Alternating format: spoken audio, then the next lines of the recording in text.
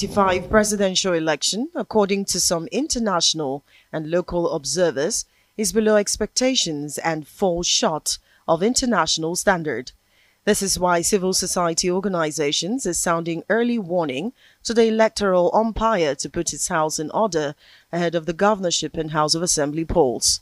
Addressing journalists in Abuja, Yaga, in its observation, said security, better logistics, and transparent exercise are the major pitfalls INEC must take note of. One of our major recommendations is for INEC to ensure early commencement of polls across the country, just so that we do not have polling units voting into the night.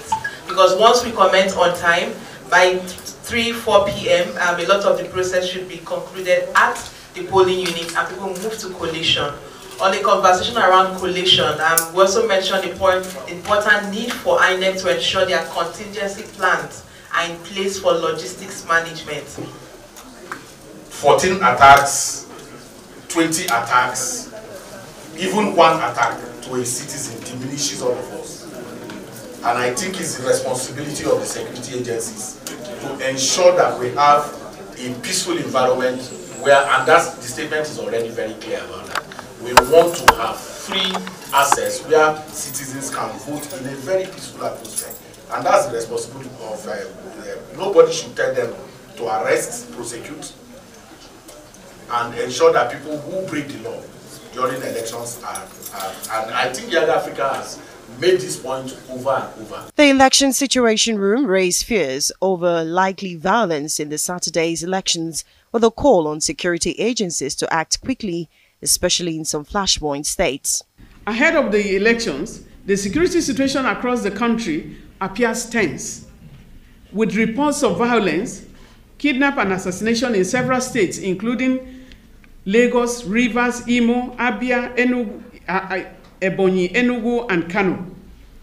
As such, Situation Room reminds the Nigerian police and other security agencies that they have primary responsibility to guarantee the safety and security of election officials, as well as other election stakeholders, including the voters, polling agents, election observers, the media, and service providers. Connected Development Code wants INEC to restore Nigerians' confidence in democracy by conducting a credible election on Saturday.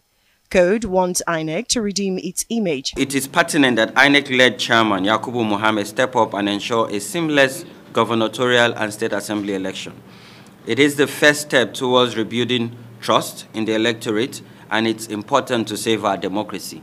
And knowing that the state assembly elections and gubernatorial election is even much more important than the presidential and national assembly election. These are closer to the grassroots, and these are people that will make laws, policies, and execute these laws and policies that ensure that the Nigerian people enjoy the dividends of democracy.